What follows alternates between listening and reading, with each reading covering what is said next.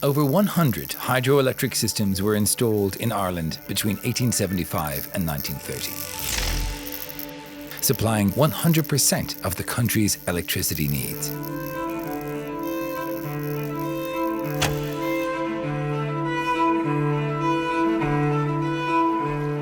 For years, these facilities performed a critical function, but many of them now lie disused, abandoned, and forgotten.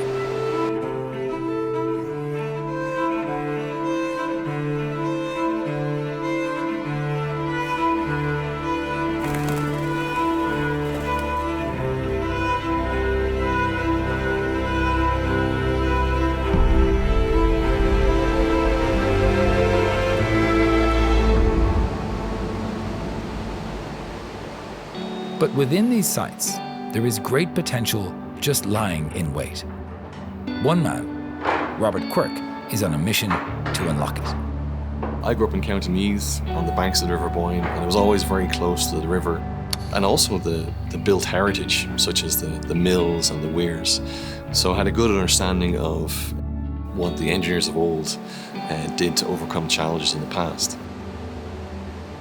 Ireland has this fantastic heritage and legacy in hydroelectricity.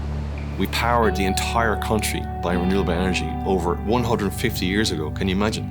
150 years ago, all of our electricity was totally green.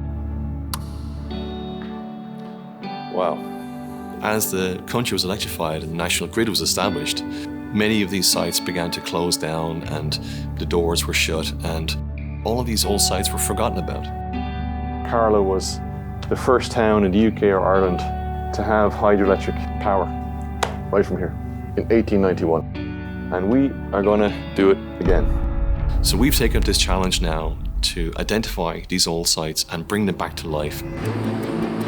Robert, along with a small, highly skilled team, has begun excavating at many of these locations with the goal of rejuvenating them. Times like this, I love my diggers. Removing old equipment and installing in its place the latest in hydropower technology. I absolutely see hydro as a missing link. Every community in Ireland has its system of hydro that was used in the 30s, 40s and 50s. It's like a combination of surveying, engineering, manufacturing, prospecting. Oh wow, I can see the shaft going down from the gearbox above. And you really only understand the complexity of the project when you start it.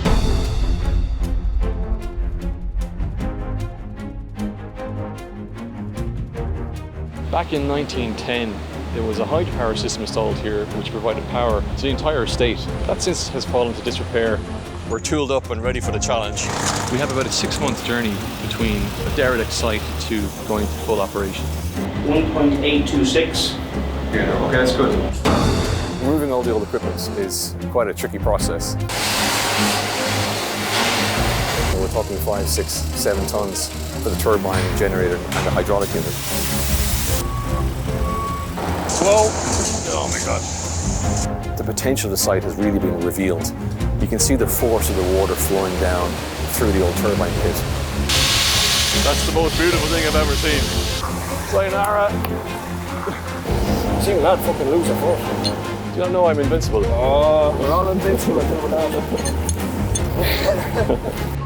Long time coming.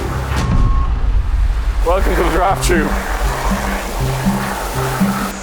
The old wall is really badly eroded, so our pumps are doing a great job at pumping the water out, but we also need to stop this water coming into the tail race, so this is our next challenge. Our ambition is to complete 40 projects in the next 36 months. That is really challenging. It certainly hasn't been done before. Go wash my face. Yeah, there's a built-in shower ensuite in the corner.